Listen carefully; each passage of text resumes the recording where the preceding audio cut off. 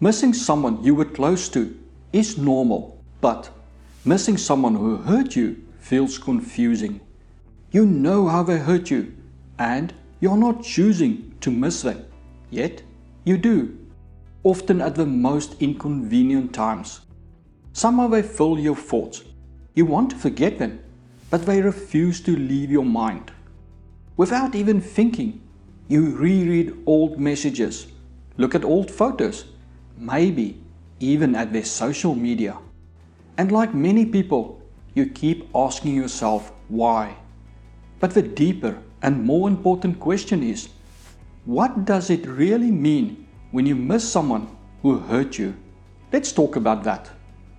This feels like a betrayal of your own heart, because your brain doesn't know how to make sense of it yet. You are not choosing to miss them, and that alone can feel confusing. Many people try to explain it in simple ways, like saying you are not missing them, but parts of them, or that you are missing stability, even if it was painful. And while there is some truth in that, it still doesn't fully explain why you miss them.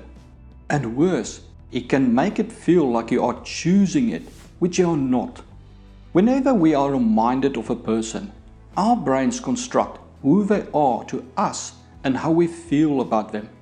But it is impractical to mentally go through every memory we have of them every time we think about them. Instead, when we meet someone new, the brain opens an emotional bank balance for them with us. When they make us feel good, they get credit. When they make us feel bad, they lose credit. This running balance is how the brain keeps track of how we feel about someone, especially when they are not with us.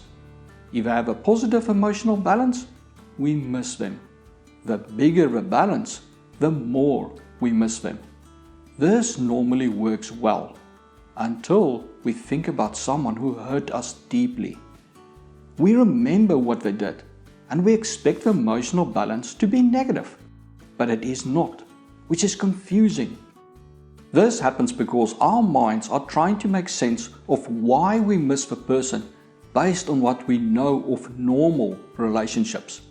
But some relationships do not follow normal patterns. Let's see what missing piece the mind needs.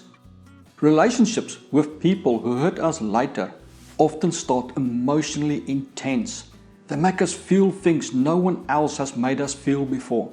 They do things normal people do not do at the start of a relationship, which feels amazing to us. During this intense emotional honeymoon, they bank so much emotional credit with us that they can go a long while hurting us and still have a positive balance. But here's something many people miss. The start of a relationship sets the expectation we have of a relationship. So even when they start to behave differently and hurt us, we know how they can be. We keep remembering who they were in the beginning. So we imagine a future where they are once again that wonderful person, the one who made us feel so amazing. But here's something few people realize. Even if we do not want to, thinking about how things can be has emotional value, and adds credit to their balance. So even if they are no longer with us, without meaning to, we might keep adding emotional credit to their balance. However, building up a large emotional credit at the start is not the full picture. There's something else at work as well.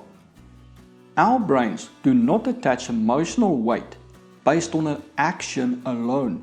The environment the action happens in is also important. Say you are in a restaurant. The server brings you a glass of water. You may be grateful, but it is not emotionally significant. It carries low emotional weight. But if you are 3 days in the desert without water, someone giving you a glass of water becomes your hero. They saved your life. Now getting a glass of water carries significant emotional weight. The event alone is not what makes it emotionally significant, but the context the action occurred in, and how rare the action is. The rarer something is, the more emotionally significant it becomes. In a normal relationship, the other person constantly treats you neutral or slightly positive. So positive experiences are the norm, but toxic relationships are different. In a toxic relationship, the baseline for how you are treated is negative, so positive experiences are rare. They become glasses of water in the desert. A person who constantly hurts you gets emotional credit for even a slight positive action because it is rare for them to do it, while the same action from someone else does not carry the same emotional weight. We reward cruel people for doing basic stuff other people do every day. Uncle Bob, who always makes a scene at Christmas, is praised when he does not start a fight and behaves like everyone else. So, a person who constantly hurts you can build up more emotional credit while doing less than others who constantly treat you nice. It should not be so, but it is how the brain works. But even this is not the full story, and this is where the confusion becomes even deeper, and is where our brain confuses missing someone with loving them.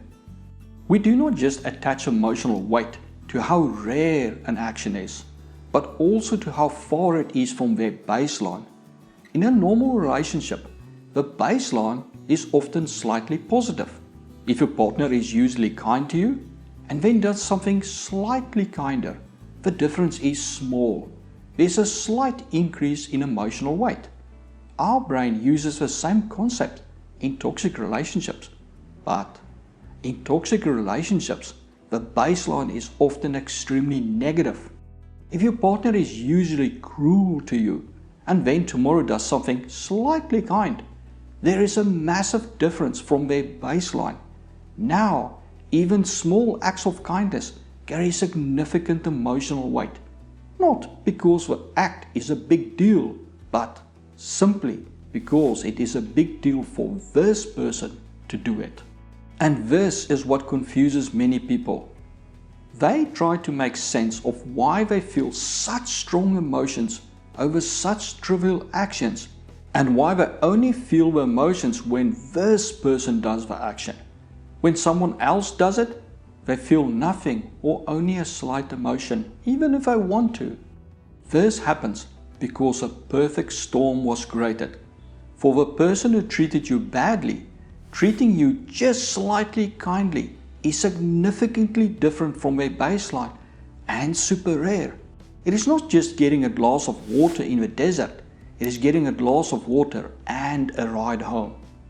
When our brains try to make sense of why only this person can make us feel so intense feelings over such small actions, because it does not have the right information, the only conclusion it can come up with is an incorrect one. That it is not the action that made us feel so intensely, but the person. So, we assume it must be love for them. But we only feel such intense emotions when they do even the smallest thing because we love them. Where the truth is, we feel the intense emotion because it was both rare and significant for them to do it. We don't miss them because we love them. We miss them because our brains learned to treat those rare moments of kindness as incredibly valuable.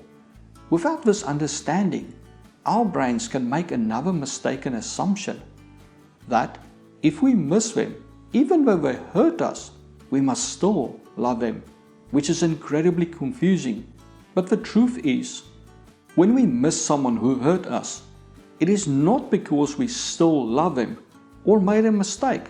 It is because our brain remembers how things felt when they were good, because those moments were so far from their normal behavior and so rare for them to do that those moments, as small as they were, created intense emotions in us and became what we remember most about them. we can remember one wonderful night together and forget years of pain they caused us. In normal relationships, kindness does not stand out, but in a toxic relationship, kindness feels like everything to us. If you have intrusive thoughts, see this video next.